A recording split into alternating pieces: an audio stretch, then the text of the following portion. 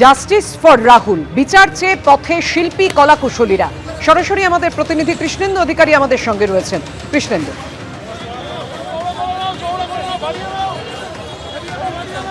দেখো, টালিগঞ্জ থানায় এই মিছিল এসে পৌঁছেছে। রাধা স্টুডিও পর্যন্ত এই মিছিল যাবে। রাহুল বন্দ্যোপাধ্যায়ের মৃত্যু নাড়িয়ে দিয়ে গেছে মানুষকে, এবং তারই সহকর্মীরা এইভাবেই রাস্তায় নেমেছেন। আমরা এখান থেকে যদি ছবিটা দেখি, লগ্নজিতা চক্রবর্তী, জুন মালিয়া, অনির্বাণ চক্রবর্তী, ঋত্বিক চক্রবর্তী, পিয়া সেনগুপ্ত, অরিন্দম শীল, অনেকে আছেন, এবং প্রচুর মানে সাধারণ কর্মী আছেন, টেকনিশিয়ানস আছেন। তারা রাহুলের একটা ছবি, সাদা কালো ছবি, সেই ছবি পোস্টার আকারে নিয়ে তারা আজকে বিচার চাইতে রাস্তায় নেমেছেন।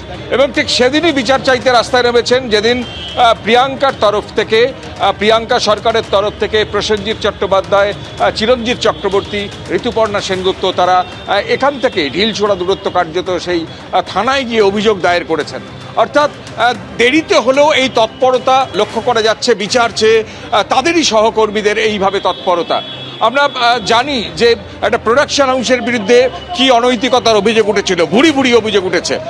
রাহুল একটা তরতাজা যুবক, 43 বছর বয়স, শুটিং করতে গিয়ে কিভাবে মারা গেলেন, কেনই বা তার এই অকাল মৃত্যু হলো, তার এখনো পর্যন্ত সদর্থক বা প্রকৃত কারণ জানা যায়নি। ঠিক সেই জায়গা থেকেই এই মিছিলের ডাক, যে তারা তদন্ত চান, তারা প্রকৃত কারণ জানতে চান। আমরা সেই মিছিলের ছবি দেখতে পাচ্ছি, সেই মিছিলে সাধারণ মানুষ পর্যন্ত জড়ো হচ্ছেন।